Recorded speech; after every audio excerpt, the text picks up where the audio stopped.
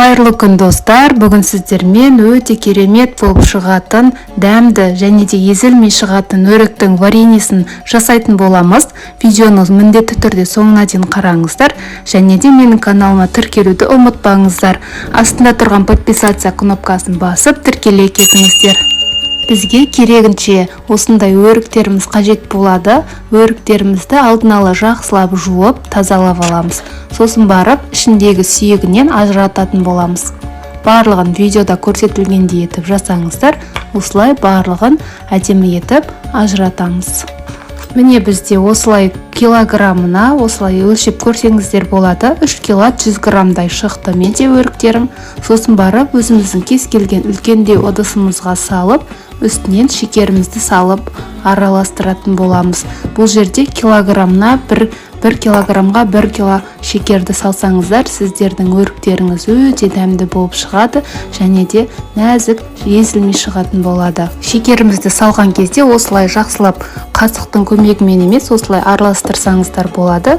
Бізге өрігімізге сіңіп, әдемі болып тұрады. Сіздер өріктеріңізді барлығын шекерге араластырып болғаннан соң бір түнге қалдырсаңыздар болады, немесе 6-7 сағатқа қалдырыңыздар. Өріктерімізді қайнататын боламыз.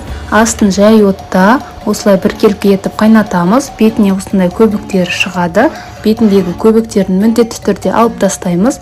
Сосын барып осындай кең ыдыста жай отта қайнататын боламыз. Біздің газымыздың асты қатты болмауы қажет. Қатты болса, сіздің өріктеріңіз езіліп кетуі мүмкін. Міне біздің өріктеріміз қайнап болды.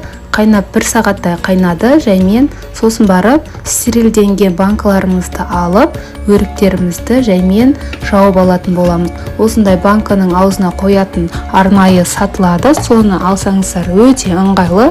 Банкаңыздың жан-жағына шашырамайды және де әдемі етіп құйылатын болады. Бұл банкалардың крышкасы менде алдын ала қайнатып, жақсылап жуылған. Сіздерде міндетті түрде осындай крышка болса, жақсылап жуып, ыстық суға салып қойсаңыздар болады. Және де крышкасын жақсылап қолдың көмегімен бұрайтын боламыз. Банкаларымызды жауып болғаннан соң, міндетті түрде жылы жерге орап, төңкеріп, 2-3 күнге қалдыратын боламыз. Достар, егер де видео сіздерге пайдалы болса, лайк басып пікір қалдыра кетіңіздер және де міндетті түрде жасап көріңіздер. Видеоны соңына дейін қарағаныңыз үшін рахмет. Ас болсын! Қайырлы күн достар, бүгін сіздермен осындай керемет болып шығатын черешнядан варенье жасайтын боламыз. Менің каналыма подписация кнопкасын басып тіркеле кетіңіздер.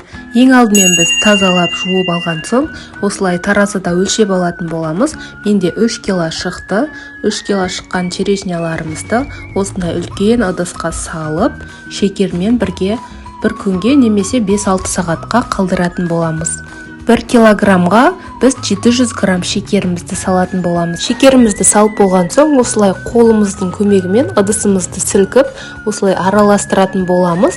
Барлығын осылай жасасаңыздар, сіздердің шекерлеріңіз бен черешняларыңыз жақсы араласатын болады. Міндетті түрде осындай черешнялардан вареньеді жасап көріңіздер, өте дәмді болып шығады.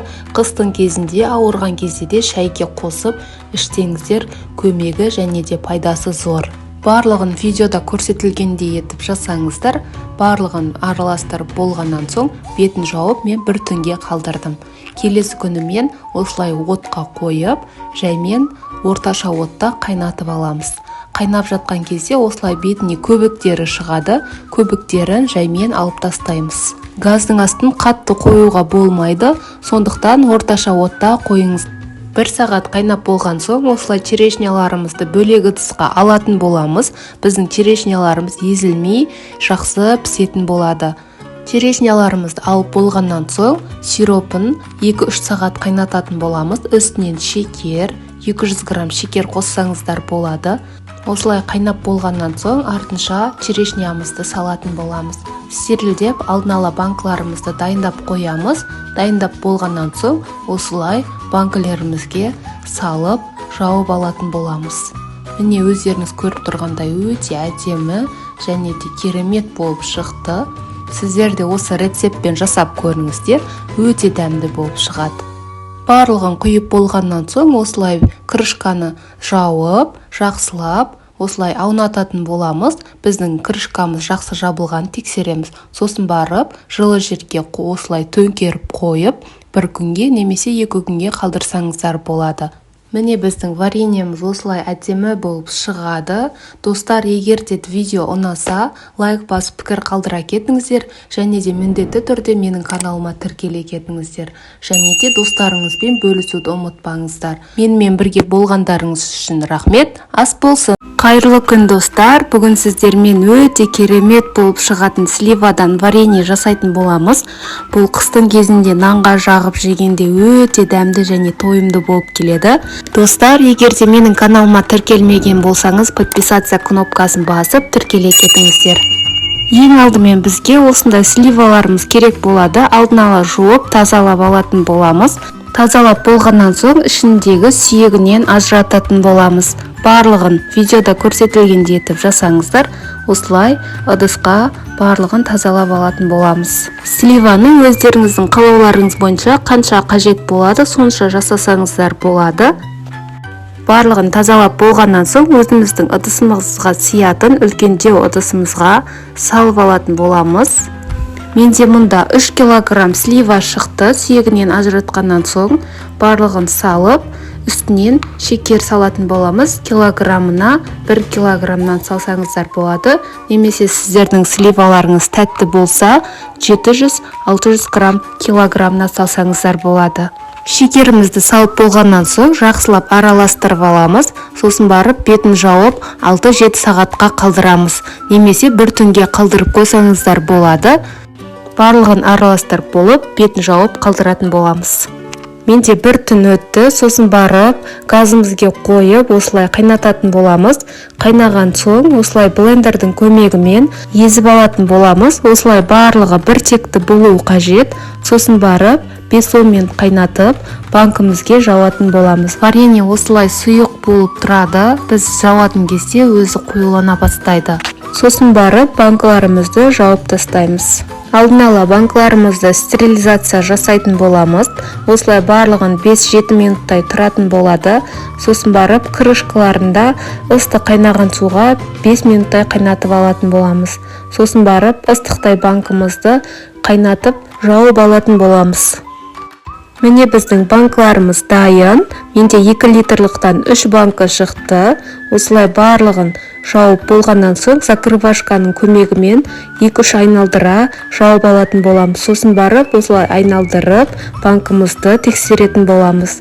Ыстықтай төңкеріп жылы жерге орап 3-4 күнге қалдыратын боламыз. Менімен бірге жасап көріңіздер. Ас болсын. Қайырлы күн достар, бүгін сіздермен огурцыдан банка жабатын боламыз. Қысқа дайындаймыз. Бұл менің анашымның рецептісімен жасайтын боламын. Бізде ең алдымен осылай огурцыларымызды 6-7 сағатқа суда қалдыратын боламыз. 7 сағат өткеннен соң огурцыларымызды алып дайындап алатын боламыз. Банкаларымызды стерилизация жасап, бізге осылай укроп, және де қара бұрыш, лавр жапырағы, чеснок, қызыл дәрі, қызыл ашы осылай и осындай укроптың гүлдеген түрі қажет болады.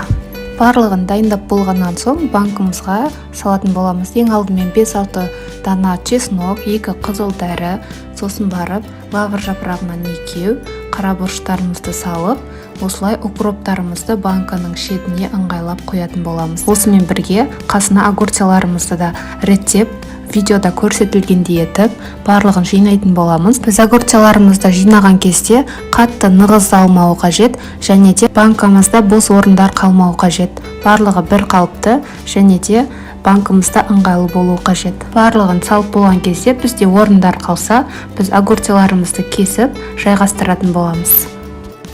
Міне біз осылай банкамызға огурцыларды орналастыратын боламыз. Сосын барып біз қайнаған ыстық суды банкілерімізге құйып 35-40 минутқа қалдырамыз.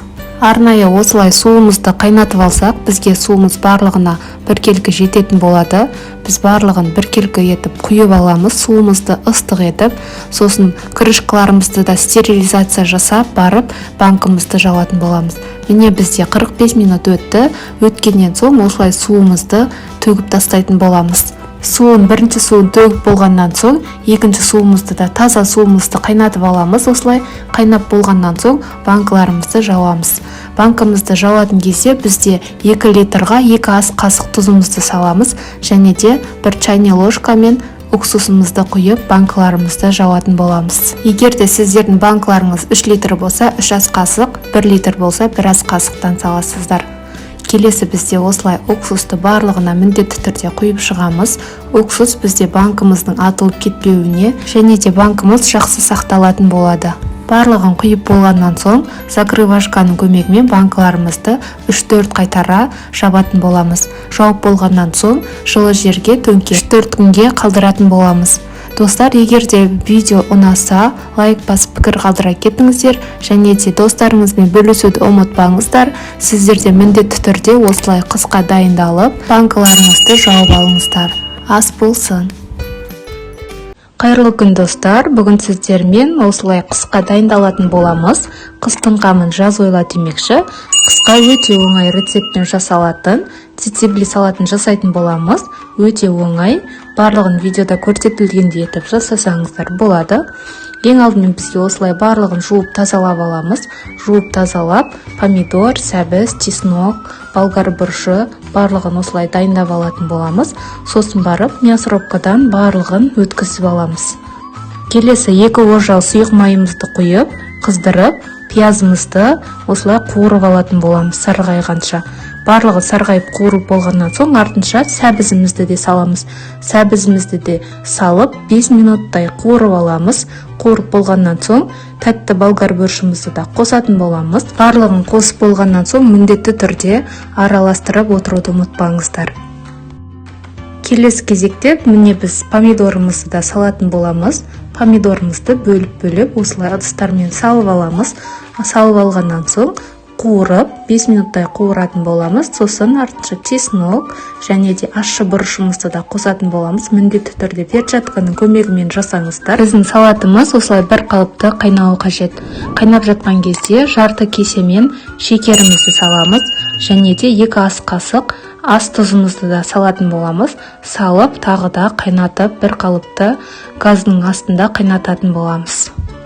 Соңына қарай укроптарымызды жақсылап жуып, майдалап, турап алып, салатымызға қосатын боламыз. Салатымыздың дәмін береді және де салатымыздың өңін ашатын болады. Келесі кезекте осылай банкаларымызды стерилизация жасап аламыз. Крышкаларында қайнаған суға қойып қоятын боламыз. Салатымызда уже біздің дайын болып қалды.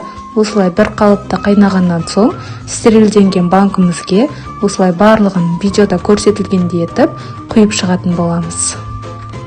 Міне банкаларымыздың ішіне салатты құйып болғаннан соң, закрывашканың көмегімен банкаларымызды жабатын боламыз. Егер де біздің банкамыз дұрыс жабылғанын білгіміз келсе, осылай жатқызып, аунатып алатын боламыз. Бізде крышкасынан ешқандай салатымыз ағып кетпесе, біздің банкамыз жақсы жабылды деген сөз. Болғаннан соң банкаларымызды төңкеріп, жақсылап орап, 3-4 күнге қалдырамыз. Егер де рецепт ұнаса, лайк басып пікір қалдыра кетіңіздер. Ас болсын!